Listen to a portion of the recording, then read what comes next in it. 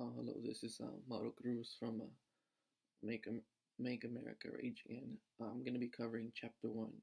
Chapter 1, we're going to be discussing economics, the difference between macro, micro, um, a very important person, Adam Smith, and other things. So, what is economics? Economics is the study of how humans make decisions in the face of scarcity. And scarcity means that humans' wants for goods, services, and resources exceed more than what is available. A good example of this would be oil. Oil, a lot of countries you can say now are fighting for oil, or we all want oil, and eventually the countries want more than what there is. So, this is a big problem with scarcity that we will never satisfy our wants. Next, Adam Smith. Adam Smith was an economist that made economics go big. He did this in his book called Wealth of Nations, where he talked about a very important key aspect, and that was division of labor. Division of labor means that goods and services that are produced are divided into a different number of tasks by different workers. So, for example, let's say we have doctors, nurses, they're all divided to perform different tasks. Reasons why division of labor increased was due to specialization. This means that it focuses on parts of productions where they have an advantage. So, for example, if you have good skills in writing, you would be a writer. If you have good skills in computing, you would be in the computer and the technology field. Second, we learn to produce more quickly and with higher quality when we work with our skills. Third, it allows business to take advantage of economics of skills. This means that as level of production increases, the average cost of production decreases. So, for example, if we're building a lot of computers, the price to build them is going to go down. Next, the difference between macro and micro. Microeconomics focuses on the actions of individuals, agents within the economy. For example, household, businesses, firms.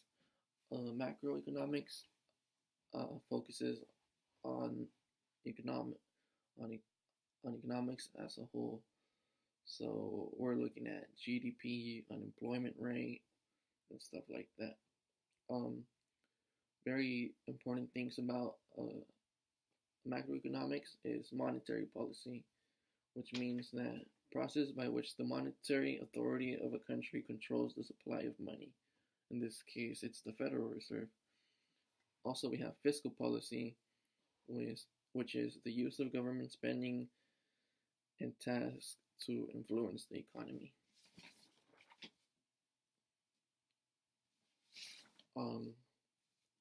Next, we're going to be talking about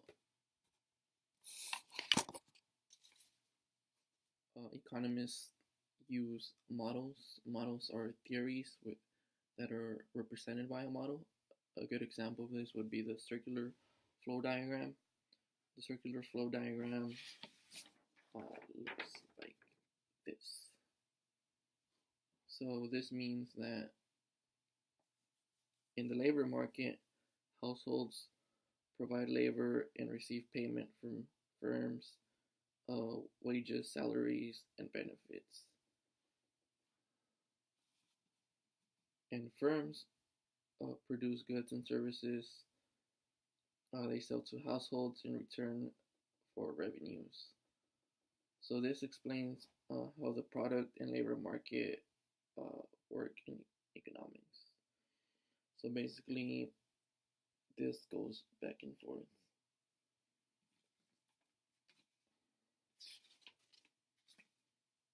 Um, Another key aspect to cover about economics in chapter one is globalization. Globalization is uh, expanding cultural, political, and economic connections between people around the world. So, by this being said, the more markets there is, the more we're selling, we are expanding and coming together. Like a good example of globalization would be McDonald's, Red Bull. There are companies that have gone all around the world. We're going to cover the three different types of markets. We have the three different type of markets we have.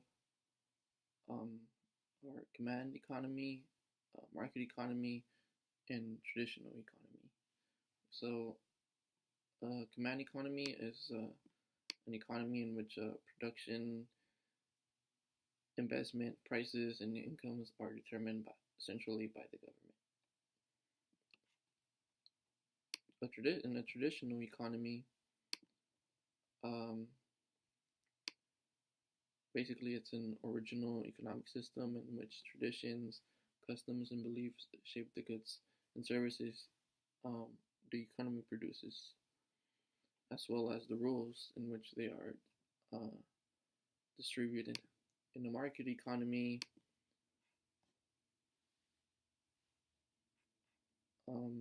it's basically a capitalistic economic system in which there is a free competition and prices are determined by the interaction of supply and demand.